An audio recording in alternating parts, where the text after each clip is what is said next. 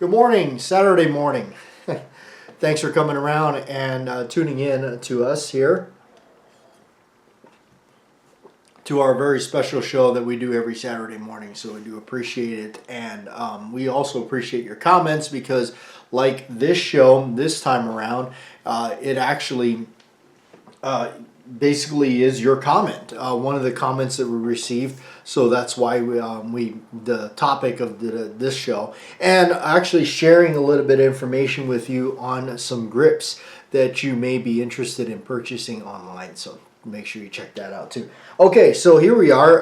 We're going to read your comments, no particular order. Again, if your comment was not read, it could be after the fact of the production of the show. Because we do tape it a little bit in advance prior to the Saturday mornings, because that's in order for us to get it up in the early wee hours of the morning for you every Saturday. So anyway, here we go.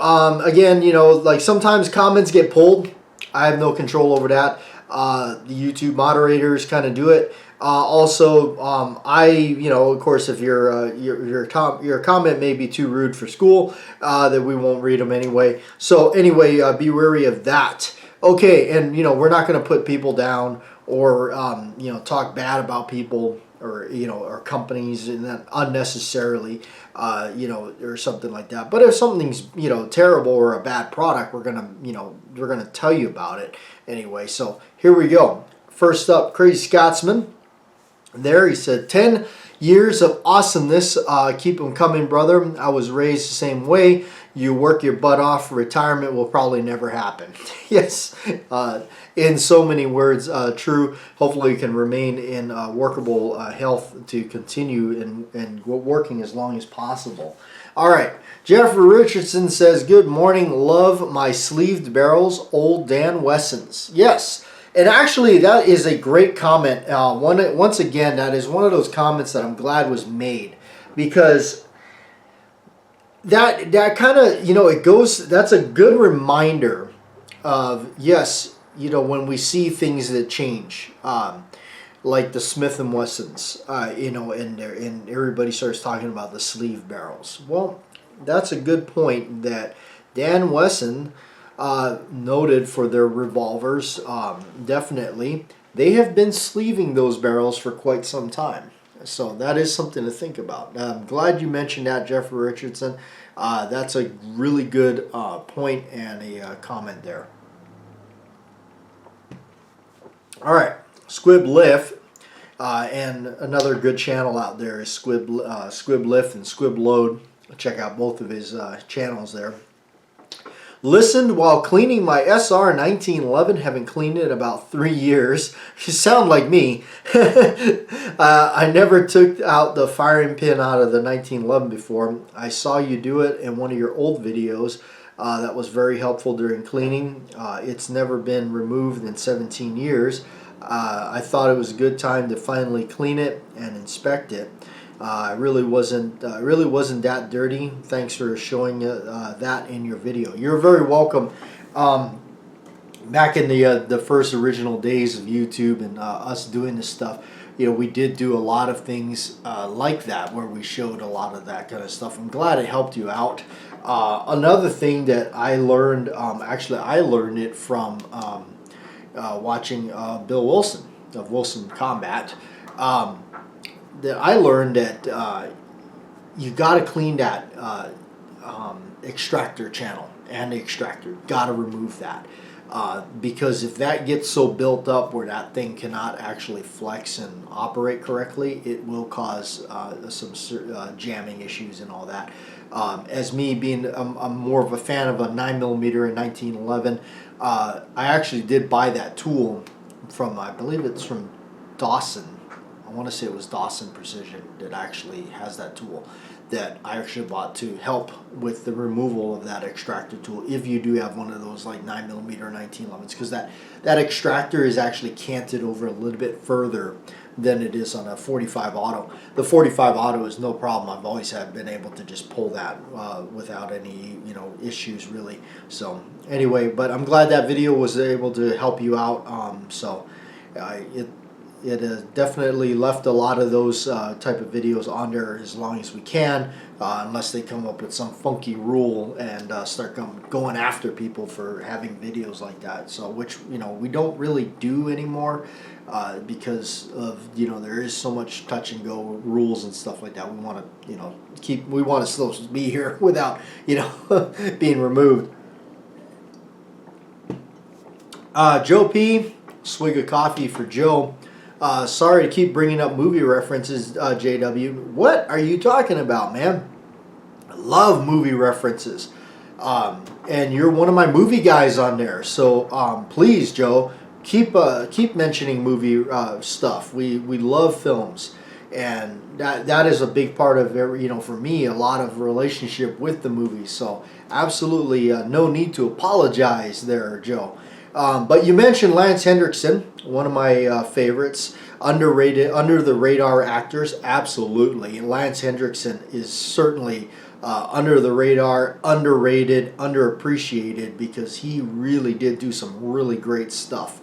To name a few that even his parts are memorable, even in small parts like in Dog Day Afternoon. One of my favorite movies that he's in that a lot of people actually forgot about or maybe flies under the radar would be Near Dark. If you've not seen Near Dark, that is a really amazing film. I believe it's directed by Catherine Bigelow, also stars Bill Paxton in it. What a great, crazy movie that is. That's another great Lance Hendrickson movie, aside from Pumpkinhead and of course, one of my favorite episodes. I think he just nails it great with Kevin Thee is that cutting cards episode of Tales from the Crypt. But anyway, I became a big fan after seeing him in The Right Stuff, where he played Wally.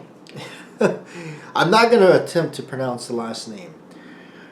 All right, 45 ACP. Wow, 10 years is passing by fast. Seems like just last week you were still on the islands talking about making a move and heading to Arizona. Yes, it certainly does feel like time has moved so quickly. And, in life, at least for me, it felt like, wanted to make changes, wanted to do different things because, like me and my buddy that, we hang out quite frequently every week and we usually go do stuff. He's right around the same age as me. I think he's a couple years ahead. But, we talk a lot about, man, how crazy it is. Like, time has passed so much. And, for me, like, I'm starting to notice, like, my body's aching. My back, I got this nerve issue with my back. And it certainly doesn't seem to want to go away.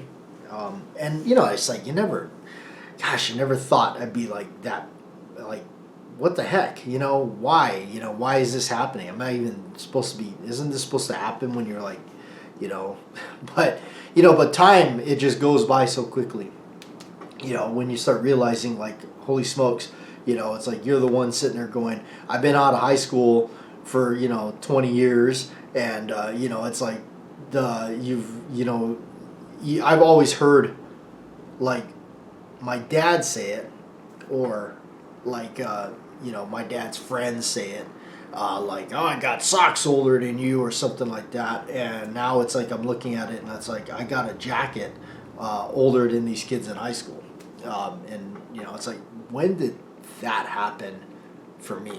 Like, that's just scary. It's a scary thought. So when I was sitting there on the island thinking about things, it definitely made me say, I want to be able to do more things in life. Not that the island was a bad place or anything, but it was just that thought of like I wanted to do more in life before it was too late.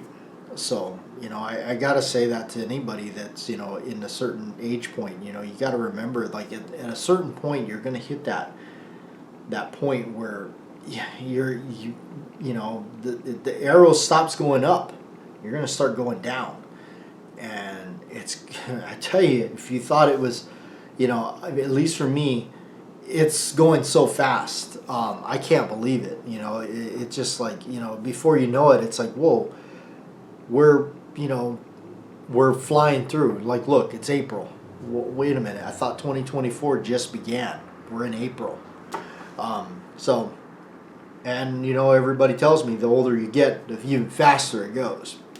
So, scary thought. But anyway, that's why I wanted to do something with life. I wanted to do more, experience more. Because, there's going to come that day where everybody's day is going to be there. So, and we hope it's further out than we want. So, anyway, here's one from Mick. Morning, JW. Roadhouse is definitely one of the best of all time. Yes, Roadhouse is.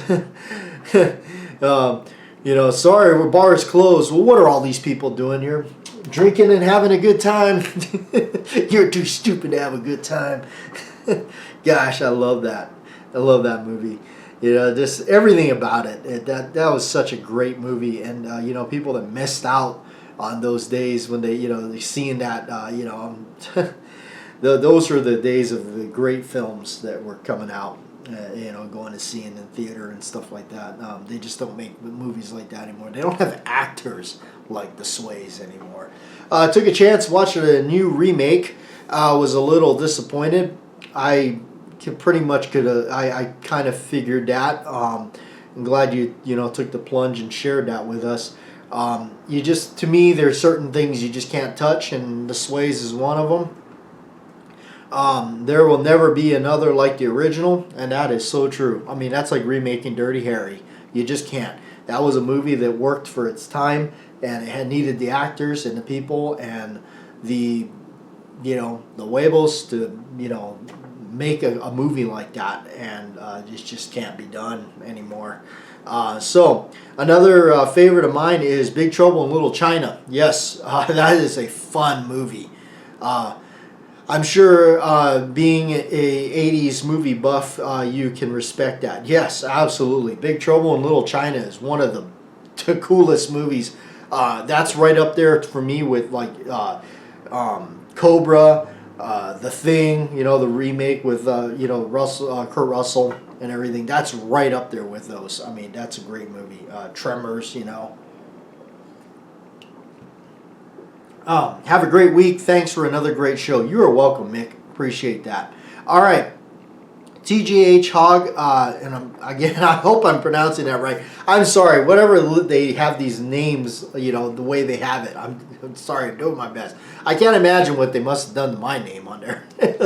Okay. Would love to hear your insights and tips on building a 1911.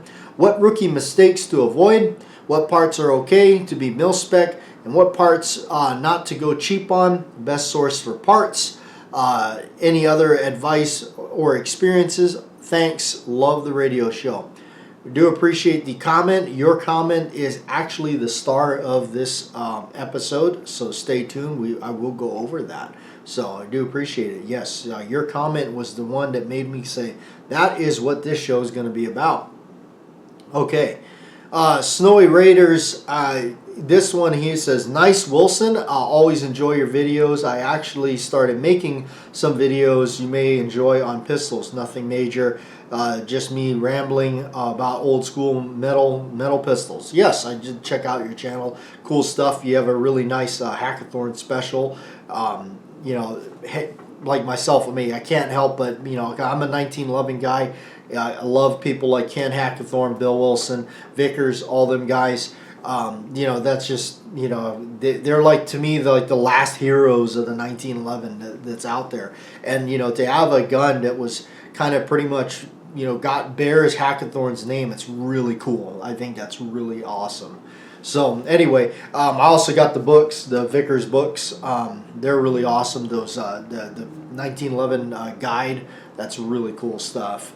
So, all right, Slim Fire, morning JW, and I enjoyed that 27 minutes and 33 seconds this morning, and thank you. You are very welcome, Slim. You're right about Brett, a 9mm channel. They are my go-to for 1911s. Yes, big shout out to those guys. He and his son are just phenomenal characters on there. Speaking the truth, not afraid to just say it like it is. Even when things cost what they cost, and they're just out there putting it out for real. You know what? And I can say, I checked out personally some stuff that they spoke on, and I could see what they're saying. So I went hands-on, first experience with my own eyes, and handled something, and I could see what they're talking about. And you know what? And yeah, I mean, it's important, like you just said.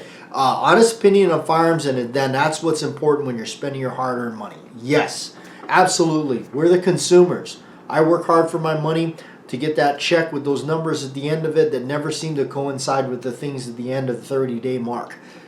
I respect my money, and definitely when I spend it, I want my money's worth, because I spend a lot of blood, sweat, and tears to get it. Nice Wilson Combat Pistol too, and awesome grips. Thanks, Slim. You're welcome. Appreciate that. The Bohemian Hunting Club, another good set of people over there. Great channel, great guys. Always doing stuff, always laughing and having a good time. I do apologize, I haven't been around the circuit much and checking out everybody's new content, but there's a lot of great channels out there, a lot of people that have been subscribed to my channel for many years. And I don't mean to be out of touch with a lot of people, but I just don't spend a whole lot of time on YouTube anymore. So but I do appreciate you still being here, and the content you do create and still are creating. And some of the channels that we've lost, the people we've lost, actually unfortunately passed away or just quit making videos altogether. There's a lot of people out there that unfortunately that has happened. But Bohemian Hunting Club, another great channel out there. Sean Lee, Morning Bat Jack. Do you know why Smith added the key lock while no other company, to my knowledge, did? Nice Wilson Combat you have there. To my knowledge, they when did they do that? I think they did. I think the key locks started showing up about 2001, 2002. I think it was a lot of it had to do with the simple thing, politics, lawyers, all that kind of stuff that is really this kind of asinine things. But I do believe that that's when they started doing it. I think they did it to appease basically the whole political game, which I know they caught a lot of flack for that. They still do. I know that it has absolutely ruined their whole thing. I mean, it hurt them bad. It still does. I think, like I said, I spoke on it. I mean, even if they were to remove it, I think it would cause, they would open themselves up for lawyer attacks or whatever. So it's kind of one of those things where it's like, gosh, now the damage is done, and how do you undo it? To my knowledge, also, I do know that funky lock is also in a lot of Taurus stuff, the new Taurus things. Theirs is a little bit more discreet, if I recall. I think theirs is actually on the hammer, right below the spur. But like I said, it doesn't exactly, it's not a deal breaker for me. For a lot of people, it is. If they do have a revolver out there that I absolutely love, regardless if it has a key lock or not, I'm going to buy it. I checked out the 69 with the 2-inch barrel or something. That really actually caught my eye. I really do like it. I haven't actually pulled the trigger on it or anything, but I did think about that, and it is pretty nice. But I know to a lot of people it's a big eyesore. They just totally. There is a way to override it. There's a company that makes a plug that you can put in there, and then the other thing to do with the plug would be my take on it is you can remove that latch and get yourself one of the vintage latches with the big the big body on it. And I think I haven't done it myself yet, but I think that'll cover some of that on there, so maybe that'll work. I don't know, but it's they shot themselves in the foot on that one. What can I say? I really think that was a dumb move on their part. So anyway, can't say I'm a fan, but again, I'm not going to let it stop me from getting, like I still want one of their new Model 29s. What is it, the Dash 10 or something like that? I still want one. Eventually, I think if I ever run across one, I'll probably pick it up just to have one. Because honestly, there is something to be said about what they've learned over the years to make their guns stronger. The new Python is a prime example. All right, cap. Reference the key lock. That's funny. Smith & Wesson can make a current J-frame 642-1 and other J-frames without the key lock. Why not all of them? The 642-1 sounds like a very early variant. I don't know. The ones that I've seen have a key lock, if I'm not mistaken, but I don't know. I can't. I'm not a expert on them. So far, it is a deal breaker for me. There you go. Speaking of, some people, they can't do it. But I have many Smith & Wessons from the 60s through the 90s. The last new one I bought was 642-1 a few years ago without the lock. Yeah. The other thing, speaking of that, I'm just going to add this onto that comment real quick. I'm not a fan of the new Model 36 that they have because the frame, it is a frame-mounted firing pin. This is not the 36, but obviously. And I talked about it in my video, actually. This part of the frame, because it's a hammer-mounted firing pin, the frame to me seems built up more, and then the hammer sinks down into the frame a little bit further, and to me, it just kind of looked goofy. I couldn't help but just say, I don't know, that looks just funky. I didn't like it. I didn't like the way it looked. So that one is a deal breaker for me. I won't buy it because of the way it looks. It just doesn't have that look. I'm pretty big on aesthetics. It's got to resemble for me the percentage of the old school. If I'm going to go with a newer variant, like this Python, it's got to resemble the old school one pretty well. I wouldn't like this if they had changed it so dramatically that it didn't even represent a Python anymore. So anyway, but yeah, this is actually one of the nicest revolvers I've got. Really, or still have, would be this Python right here. That is just a superb gun. All right, so we're actually going to talk about that, but a little bit later we're going to get into the 1911 question that I got about putting these things together, and that's what I mean about it. I kind of, I've probably caught myself saying, loosely using that term, built. I mostly assemble. So what this is, the reason I brought this out was because this is a great example of what I chose to do in putting this together, because literally I put this thing together from ground up. I bought the frame. Now what is this? This is my 22. This is my 22 LR, pretty much all alloy gun, minus the barrel. The barrel obviously needing to be, stainless steel in this case, but hardened steel of some sort. But other than that, the slide, the frame, the mainspring housing, the grip safety, the trigger, this thing is pretty lightweight. It's all lightweight material, alloy or polymer. Magazine itself is polymer, so there's another big one. So the whole idea behind this was to eliminate weight. I'm not a big fan of heavy 22s. I understand, I get it, bullseye shooting, whatever, the weight to hold it down. But I mean, for me, I'm not into that. I just, I wanted something light. I wanted to, if there is any recoil at all, I wanted to feel something, because it helps to me kind of, I guess the idea kind of behind that was kind of to simulate back of that, anybody ever check out a Colt Ace unit? Those are really cool floating chamber systems.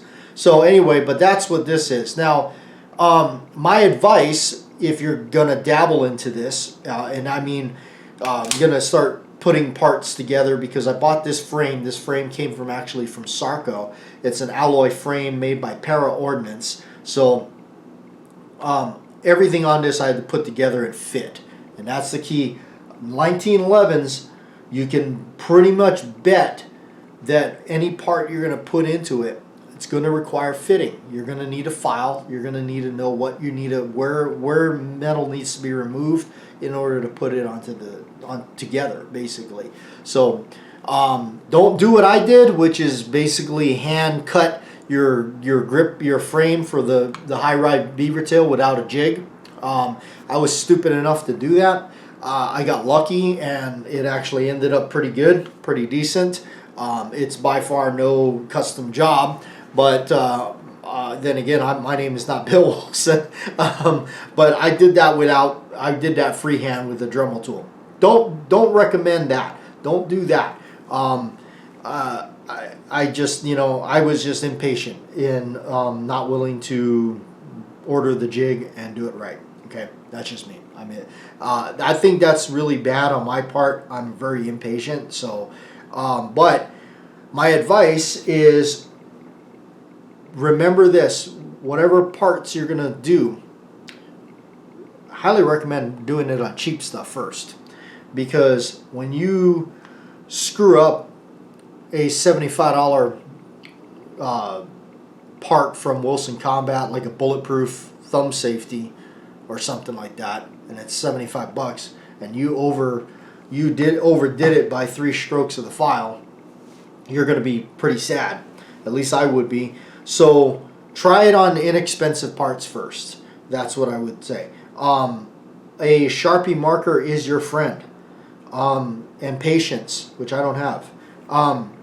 When you're putting stuff in, for instance, you're putting something in there, it's not going. Take your Sharpie marker if you're able to do it. If it's something like this, where it's black, use the silver one or whatever. But color it, stick it. Where is it? Look at where is the parts rubbing. Where is it binding? The marker will tell you that, where you need to remove stuff. So that'll save you some time. Get a good set of files. Get good sandpaper, polishing compound, all that kind of stuff, and patience. Understand what needs to be done first. But I highly recommend moving with cheap parts first. This thing is totally, I don't even remember entirely what this thing is constructed of. I know that the mainspring housing is actually polymer. It's one of those Colt polymer mainspring housings that I yanked off of a gun. That, I had piles of these in boxes because I would always yank them off guns and throw them in there, replace them with metal ones. Because, it's like that, I'm just that guy. I'm like, oh God, polymer, really? Plastic? Okay. Nothing wrong with them. They work. But in this case, it actually helped me out because I was going for eliminating weight. So this worked out wonderful. The grip safety on this is actually alloy. It's an alloy grip safety. That I got from Caspian Arms. This part, I would say, even on a regular 1911, I know everybody goes, oh, MIM parts, machine injected metal. I don't want cast parts in mine. Something like a grip safety, it's not as crucial as, say, the sear and disconnector. I would be more tempted to replace my sear and disconnector with bulletproof parts, as Wilson Combat calls it, or basically all milled parts, over a grip safety. So grip safety, MIM part, I can live with that. This is actually cast. You can tell it's been cast by Caspian Arms. You can tell it's a casting. There's a big seam going down the center, but it didn't matter. What is its job? Really, it's just a hand that the trigger bar bumps into and stops. And the only way it can actually fire is when you grip it, it lifts up out of the way. So it doesn't really do much. It's not really doing anything. I didn't even worry about sensitizing it or anything like that. It's actually rather terrible, but I didn't worry about all that. It's just my blaster 22. Springfield Armory trigger. Actually changed it out to a medium-sized trigger, which I used to actually only put short triggers in there. But I kind of grew more of a custom now to the medium, so your taste is going to change. But anyway, yeah, that kind of stuff, don't get too wrapped up in MIM parts versus tool steel parts or whatever. There's I would say this, there's a budget for it and a place for it. like I said, that grip safety, I didn't care that it was a cast part. I just wanted it for it being alloy and eliminating weight. Where I start caring about having tool steel or anything like that, like I said, internal stuff where things are locking up where they need to be, sear, disconnector, hammer, that kind of stuff, you know, obviously. So like that's why I like when you see things like companies like Springfield Armory where they advertise forged slide and frame. That's a biggie right there, because now the meat and potatoes of the whole thing is solid. It, you know, the slide and frame. So there you go. Hopefully that helps out a little bit. I'm not a you know, virtuoso on this stuff. I'm not like a guru or anything like that. I started tinkering around on this stuff really because I was impatient. I didn't want to wait for somebody to help me. I ruined a lot of stuff. Ruined a lot of, you know, cost myself a lot of money doing it, especially making grips. That was another adventure. I can't believe how many thousands of dollars I poured down the drain learning that. But yeah, that's just, you know, that's where I'm at with this stuff. Lot of money spent, a lot of time, a lot of ruining parts. And if I'm going to say, you know, that one advice from one rookie, you know, out there, ruin cheap parts first. All right. So take out the other stuff and look at what has been, where things have been filed. Sometimes you can actually see on your original stuff that's on the thing itself what's been actually filed or worked on. Sometimes that'll give you a hint. Okay. So like I said, hopefully that helps you out.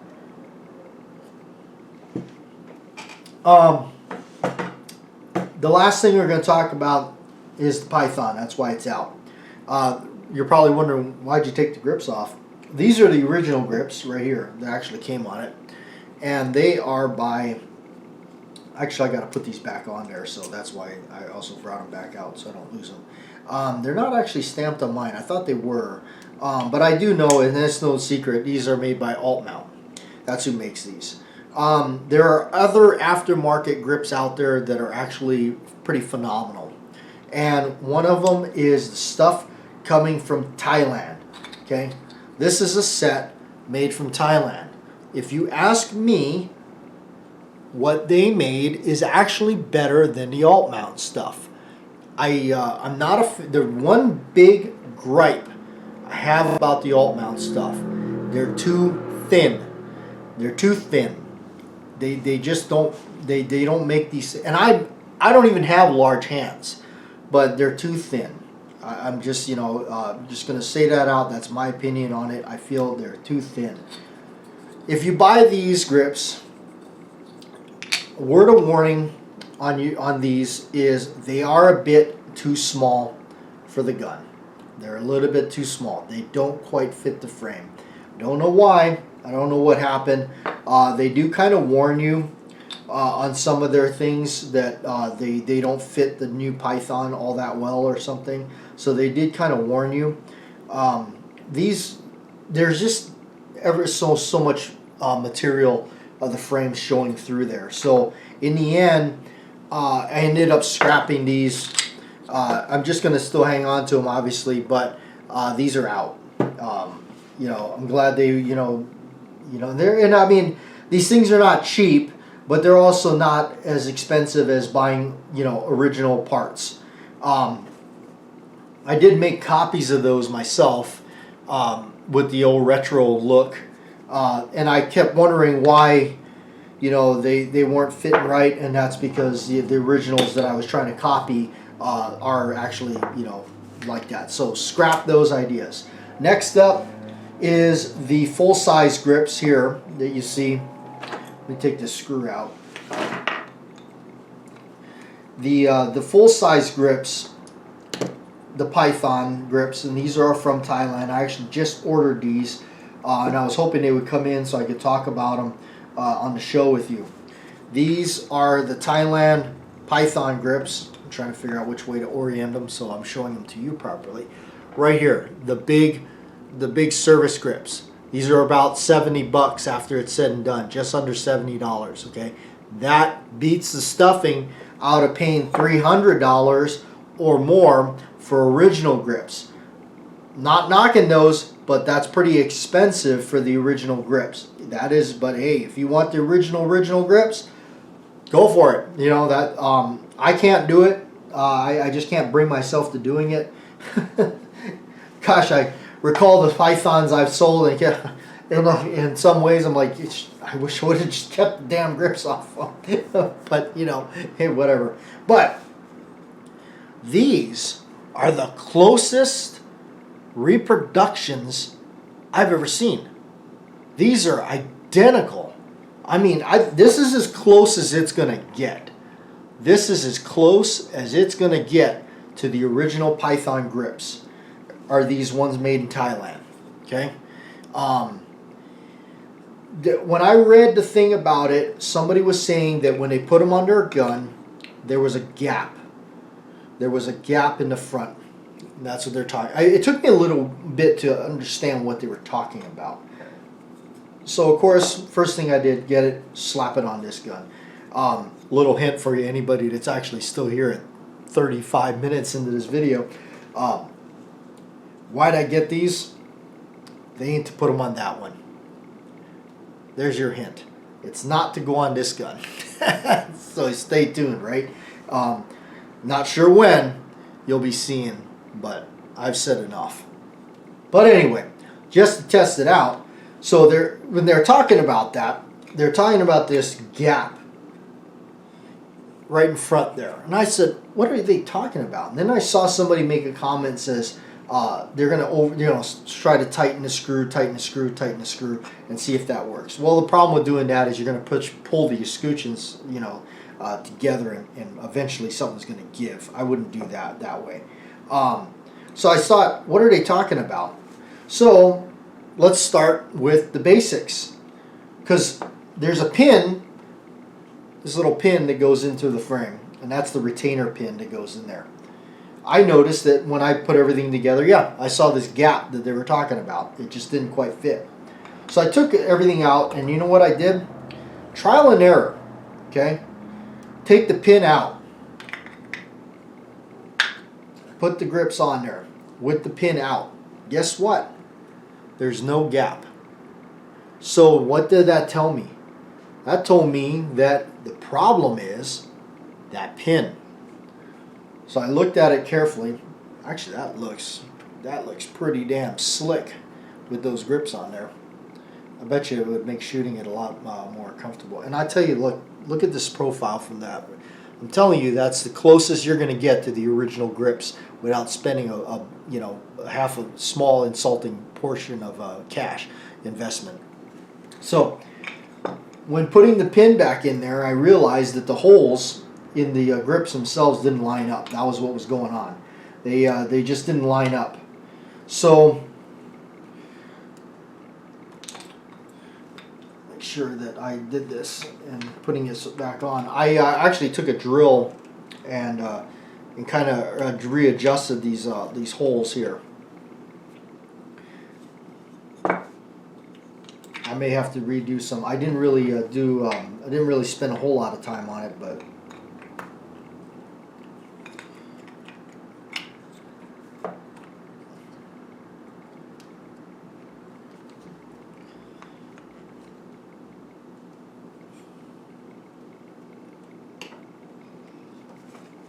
Got to stick these on there, and you might need to, use some persuading there, but that's the gap they're talking about right there, and you can see. So what that tells you is the holes need to be kind of redone on them with a drill, and that's just trial and error by taking them on and off. And again, I really didn't mess with this prior to the video, so I'm just kind of, so that's what these little holes there. So you're gonna need to take a drill bit and kind of open them up. Don't be afraid. You can always patch these with some wood putty or something like that. Now imagine doing this with a pair of grips that cost you $300. It's very, very scary and nerve-wracking, and you don't want to do it. So anyway, that's what I have to say about that. Again, these if taking some time. I'm not going to I don't really want to screw around with it too much on this because they're actually not going on this gun. Yes, you heard that right. They're actually not going to be going onto this gun. They're going to be going onto a different gun.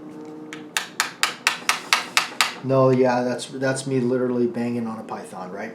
Okay, but you know, I'm just trying to see where the stud lines up and everything. But trial and error, do a little bit of looking at it and fitting and marking and stuff like that before you go too far with some stuff and removing material that you can't put back.